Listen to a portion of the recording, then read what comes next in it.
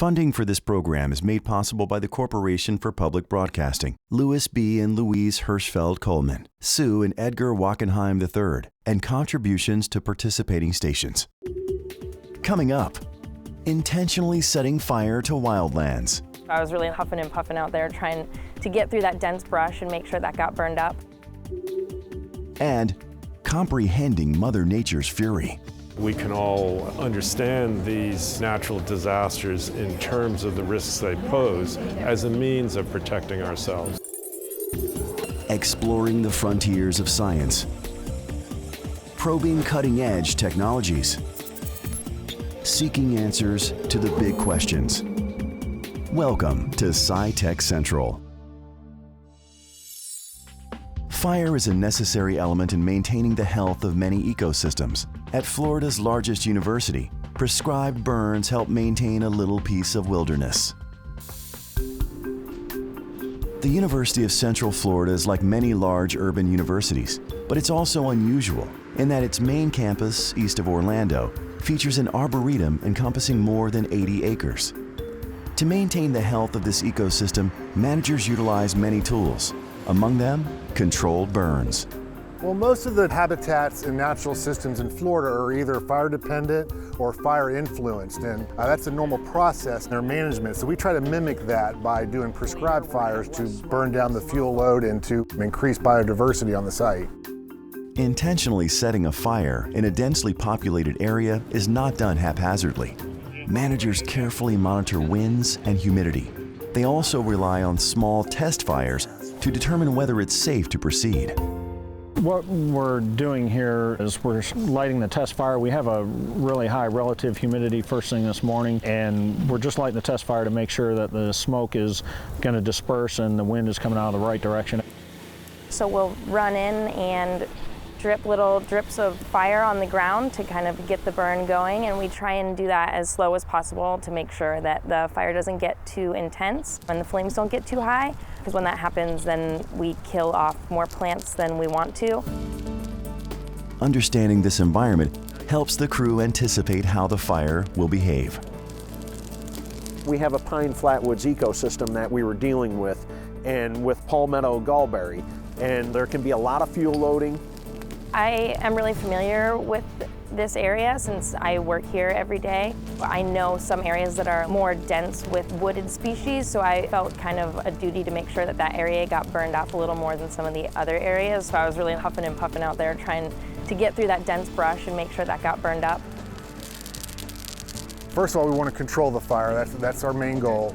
And one of our targets is to get good coverage and burn up this fuel has accumulated over the last several years since the last fire. So we're taking our time, making sure the fire encompasses most of the unit. There's fuel that can also go up in the air and drift for a quarter mile down the road. And so you have to be aware of with this palmettos and palm fronds that you're burning here, but you have to be aware that if the wind picks up or if this stuff is catching and going up in the air and staying lit, that down the road you may have a problem. All the oils are coming out of them, and that's when... I also help to make sure we don't see spot overs, which is when the burn gets out of the unit that we're burning in. So always keeping eyes and ears behind and around where the fire isn't supposed to be to make sure that it hasn't spotted over. During the burn, the crew continuously monitors the weather.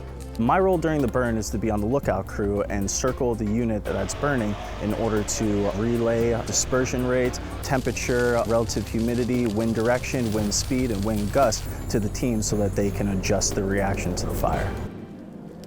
This being an urban area, the goal is to keep smoke off the roads and out of the neighborhoods. Our biggest lesson probably from this burn was managing the smoke.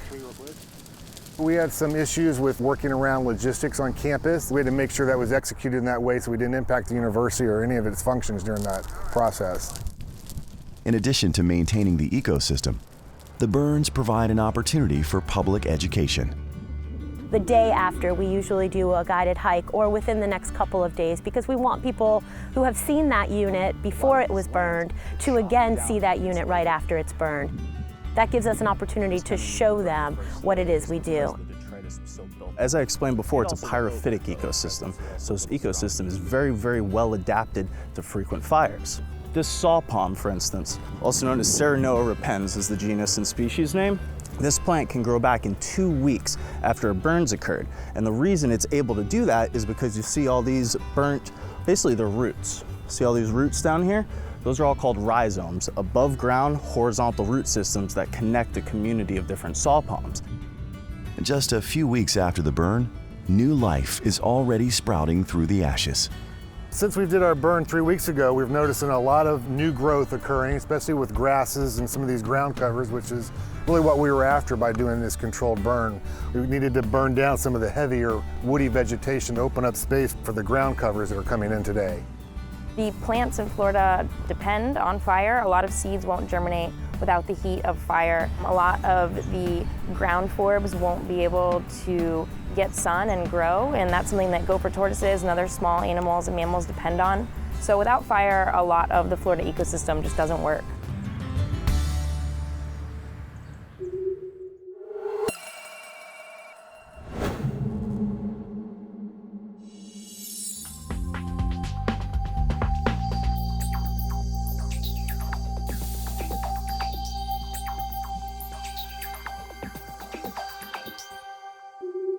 Every winter, more than 600 manatees migrate to Florida's Crystal River. But in recent decades, the springs that feed the river have gone through dramatic changes as unwanted algae have invaded this once pristine waterway. Crystal River, Florida is home to an aquatic paradise. It's an ecosystem which includes an estuary, river, and spring system that all starts at Kings Bay. Kings Bay proper is about 600 acres. It's a fairly good sized bay, but then you've got all these canals that go back up into where the residences are and go back up into Three Sisters Springs. Lisa Moore is president of Save Crystal River, a coalition and partnership made up of friends, neighbors, and community leaders. What we want to see is that it's brought back to its pristine condition like it was in the 60s, where the water was so clear that you could look off anybody's dock and you'd see fish and crabs and grasses, and it would be just absolutely beautiful. Over the past 60 years, the river and bay have changed dramatically. Environmental scientist Dr. Chris Anastasio attributes the main culprit to be Lyngbya, an algae-like material. Lyngbya is a very strange organism. It's a cyanobacteria, so it is a blue-green algae, so it kind of behaves like a plant, and sometimes it kind of behaves a little bit more like an animal in the sense that it can live in almost no light, and it can almost feed on itself. Natural and man-made organic sediment upset the balance here.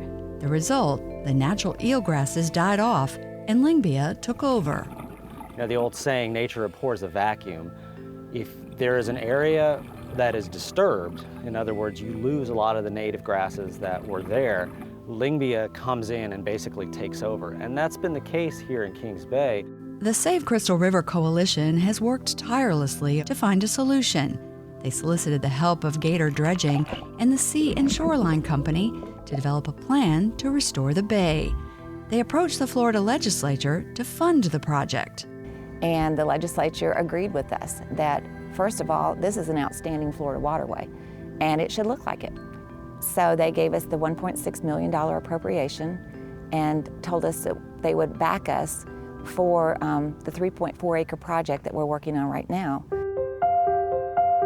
In October of 2015, restoration began. Legislators, local politicians, and interested residents came together to kick off the efforts. The plan is twofold: vacuum up the Lyngbya and organic material and plant native Florida eelgrasses. This machine here separates based on size and grain size. It's called a tri-flow filter, and it's got shaker screens on top. And as the larger material hits the screen, it'll stop on top. And once they're treated on the back end, they get hit with polymers that any suspended solids will get bound together with a heavy polymer and sink to the bottom. Once it gets treated with the polymer, it gets put into a geotube, and as the sediments fall down to the bottom, the water porously comes out through the bag. After removing the unwanted material, divers come in to begin planting the grass. Now the field is set. The bottom is clean. We can go replant. However, there's a large population of manatees and other herbivores, turtles, ducks, and other fish. And so we had to use a Grow SAV cage on top of the planting units. So once the plants are established, they can grow out. The grass that we're using for here is native to Florida, and it's an ecotype that's called Rockstar. And what it excels at is growing not so much above ground biomass, the leaves, the shoots, but the below ground. These plants are going to get munched on by the turtles, the manatees, and we welcome that because the more these leaves get nibbled down, the faster the roots are going to start growing. And that's really why we chose this Rockstar variety. While the Save Crystal River Group works in the private canals, the main part of Kings Bay is under the jurisdiction of the Southwest Florida Water Management District. Chief Scientist Chris Anastasio is taking a slightly different approach to restoring grass beds near the springs. In order to combat something like Lyngbya, you have to physically go in and plant the good grasses that will eventually, with care and maintenance over time, outcompete the Lyngbya. They too chose the Rockstar grass to plant near an area known as Hunter Springs. They were able to obtain their grass from the Mariculture Center run by Duke Energy. The Mariculture Center is a series of 1-acre ponds where they traditionally grow fish. Through this public-private partnership, we've been growing these grass mats out there for the better part of about a year. The grass is grown in 3 by 15-foot coconut mats. The way we take it out of the pond is we physically will lift it up to the side, we'll roll it. And when we come out in the field, we take the mat, we put it in the water, and the good thing is that the mats will float for a time, long enough for us to get the mats, swim them to their final position, and then slowly weight them down on the bottom. We also decided that we needed to protect the grasses, at least at the beginning, from getting grazed on by manatee and other grazers like turtles. And so we finally decided on using the fenced enclosures that we are floating in right now. Today, Dr. Anastasio is checking on a newly planted field. It is almost an instantaneous phenomenon where all of a sudden you put the grasses down, you create the habitat, and the fish start coming in. The information gathered and results found here will be used for future environmental restorations. It's an experiment, just like the work that Save Crystal River's doing in the canals. We're all trying different things, and the secret to success ultimately is being able to document and learn from the experience that we're having right now. If we can perfect this project, which we believe it's going to happen, then it'll be a model for the state of Florida and for other areas that are fighting Lyngbya, because there's a lot of Lyngbya around. The Save Crystal River organization has had a big impact on both the river and the people. I lived here, I've grown up here, I still live here, my children and my grandchildren live here, and we want to see the next generation have the opportunity to enjoy and experience the river the way we did when we were growing up. We know what it can be.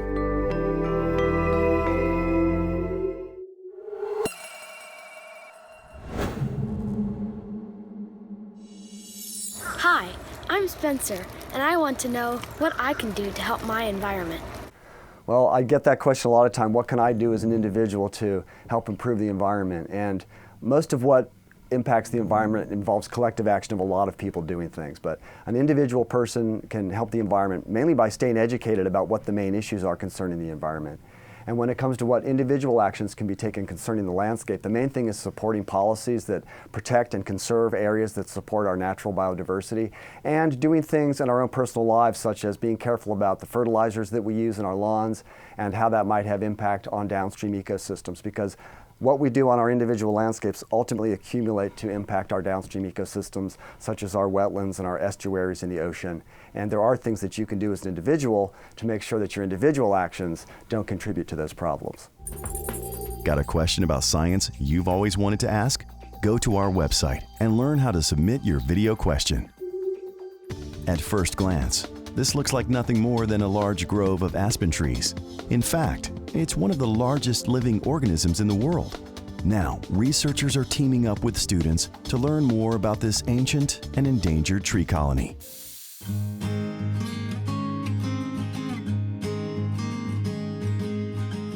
Pando is a giant aspen clone, and what we mean by a clone is that all of the stems that you see around you, all the large stems and small stems, are the same exact genetic type because they're connected by a root system underground.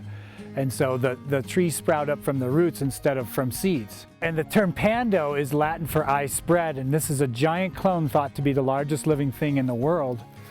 And it's about 106 acres in size.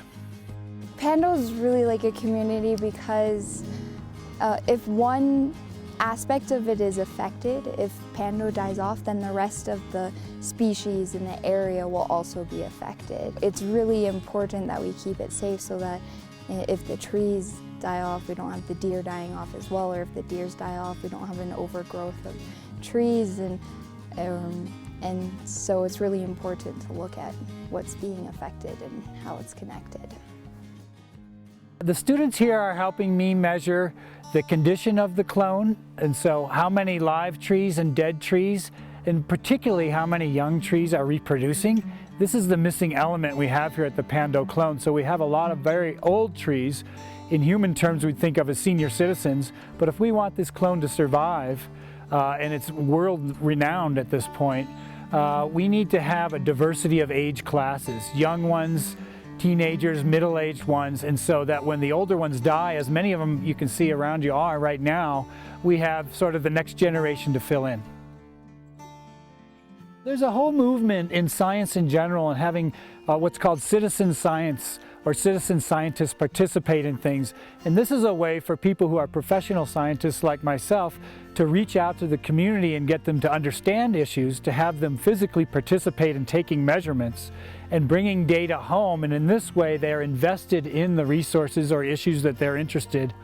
In the case of the students here from the International Baccalaureate program from Ogden High School, they're helping us to take physical measurements on the ground to characterize the condition of this Pando clone and this part of the clone. This adds to now a body of knowledge in which we've manipulated the clone in different places to try to get it to recover, to save it.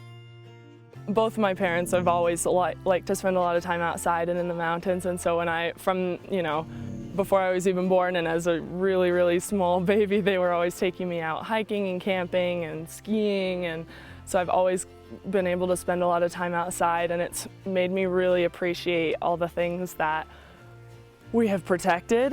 And so sort of as a person that appreciates it, I feel the responsibility in a way to continue to protect it, especially in areas like this where we have things that are so unique and so incredible to look at. And given the opportunity to see how incredible it is, it gives me the responsibility to want to keep going and researching ways to protect it and ways to keep it alive. I did this thing called Science in the Parks, and it's all about getting inner city kids to help them and show them how cool science is. And so when you say citizen science, I kind of think that anyone can be involved with science, and really getting people interested in protecting the beautiful things that we have around us. So that's why science is just so cool. I think if people can come to a place not only like Pando, but to a place in northern Utah or southern Utah or anywhere across the U.S., across the world, to be able to have citizens who aren't even trained in the scientific field to come out and understand how incredible it is that they're surrounded by this and know that that's something that needs to be protected and that they can protect it. And then that sort of sharing of information can create a larger population of people who understand the importance of this and the importance of what they need to do and what they can do.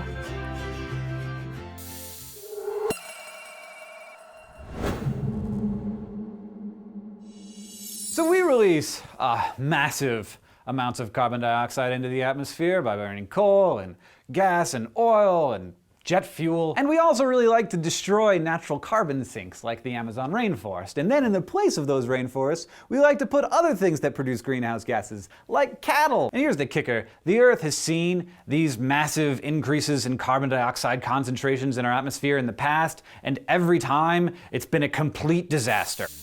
Hurricane Sandy, the 2011 Joplin, Missouri tornado. These and other natural disasters remind us of Mother Nature's power. Andrea Vasquez reports on an exhibition that explores what we know and what we don't know about natural disasters.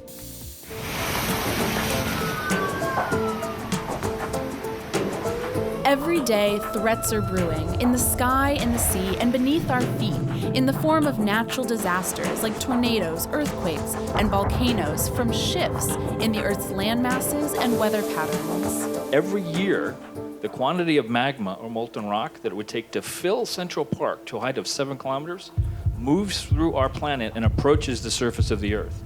Now, maybe 10% of that, a small fraction of it, actually erupts at surface. In 2013, 9 severe weather and climate events in the United States had price tags of $1 billion or more in damage and losses. Although scientists' understanding and ability to predict these events have improved, it's a work in progress. American Museum of Natural History President Ellen Futter says that's where her institution comes in, with its exhibition, Nature's Fury. There is still plenty of misunderstanding about why these disasters happen and how. And our ability as individuals and societies to prepare for, cope with, and recover and learn from these disasters is entirely dependent on our understanding of the volatile and sometimes destructive forces that shape our planet Earth, and that is where this exhibition comes in. Nature's Fury takes us through the causes of natural disasters, the risks they pose, and their consequences. The exhibition's curator, Edmund Mattei, says the more we understand about these events, the better we can prepare for them. We can all understand these natural disasters in terms of the risks they pose as a means of protecting ourselves. The risks provide a sensible way, a rational way to develop mitigation policy, and that leads to protection, basically. Some of the most basic and essential meteorological tools, including the rain gauge, barometer, and thermometer, were invented between the years 1400 and 1700. New technology, such as radar, satellites, and GPS, as well as instant global communication, have made collecting and analyzing data faster and more precise. But at the end of the day, technology is just one tool in understanding Earth's natural phenomena.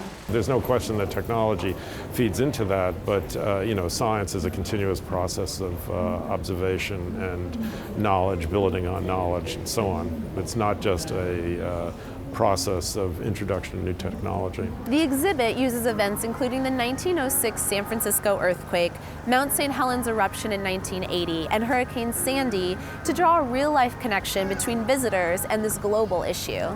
And this, of course, is what this museum does best, illuminating the scientific basis of the natural world around us, so that people can both better understand how humans fit into the larger scheme of things and make more informed decisions about their own lives. There are still gaps in our understanding, and scientists are using data from each new natural disaster to try to fill in the blanks. We are keenly aware that there has just been a lot of natural disasters all over the world. And one of the things that makes this urgently interesting and creates an acute opportunity that I would say is a teaching opportunity and an informing opportunity for the public is it's not just that it's elsewhere in the world, but also here. That's all for this week on SciTech Central. Thanks for watching. Join us next week for more stories from the frontiers of science and technology.